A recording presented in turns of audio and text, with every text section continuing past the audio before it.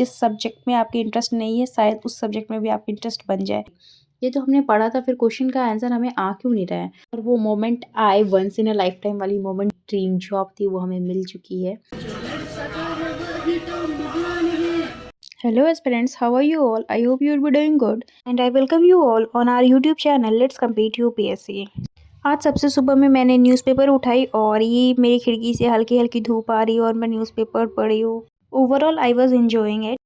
Newspaper reading के बाद मेरी ऐसी टारगेट थी कि आज मैं मॉडर्न हिस्ट्री जो कि स्पेक्ट्रम से कवर कर रही हूँ एज यू नो, तो वो मैं पहले करूँगी।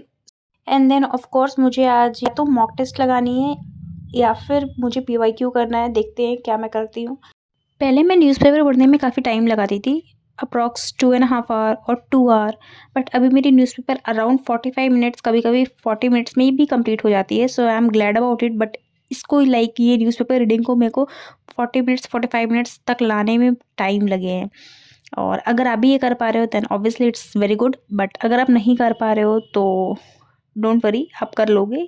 इट्स जस्ट दैट कि आप अपनी न्यूज़पेपर रीडिंग को कंटिन्यू रखना, डोंट स्किप द न्यूज़पेपर। इससे ये होगा कि आपकी करंट अफेयर अच्छी होगी और ऑब्वियसली आपने पहले भी सुना होगा ये चीज़, वो कैप्स अच्छी होती है और ये डेफिनेटली अच्छी होती है।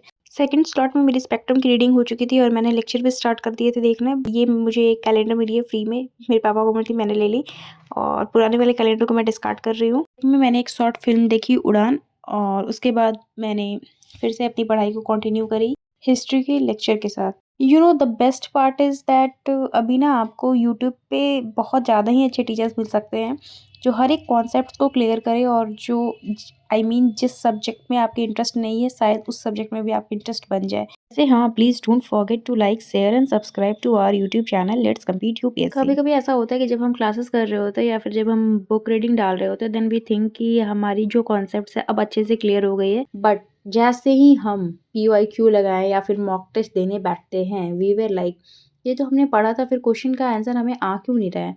और अगर आंसर हमने हमारे अकॉर्डिंग सही तो लगा दिए बट फिर वो अगर आंसर गलत हो जाए देन इट इज़ लाइक उफ इट वाज अ ब्लंडर। सो देखो वही सब मिस्टेक्स जो हैं वो हमें अवॉइड करने हैं और कॉन्सेप्ट्स बहुत ज़्यादा अच्छे से और स्ट्रॉन्ग बिल्ड करने हैं सो दैट जो मिस्टेक्स होते हैं हमारे वो बहुत कम हो सके। ये हर कोई सही करेगा सारे क्वेश्चन, ऐसे नहीं हो सकता, पर जितना हो सके उतना ज़्यादा सही करें, that's the thing, so that we can be in the merit list. और वो मोमेंट आए, once in a lifetime वाली मोमेंट जो होती है ना कि हाँ एग्ज़ाम हमने क्लियर कर लिया, हमारी जो ड्रीम थी, ड्रीम जॉब थी, वो हमें मिल चुकी है, के लिए हमने इतनी मेहनत करी थी। मैं सच बताऊँ तो अभी PYQ लगा के मुझे ऐसा लग रहा था कि अभी कहाँ पे गलती हो रही है मेरे से, ये कैसे सुधारना है। ठीक है, थोड़ा सा बीच में डिमोटिवेशन भी फील हो रहा था मुझे, तो मैंने अपने आप को समझाया और ये फेवरेट सा सॉन्ग प्ले करा मैंने।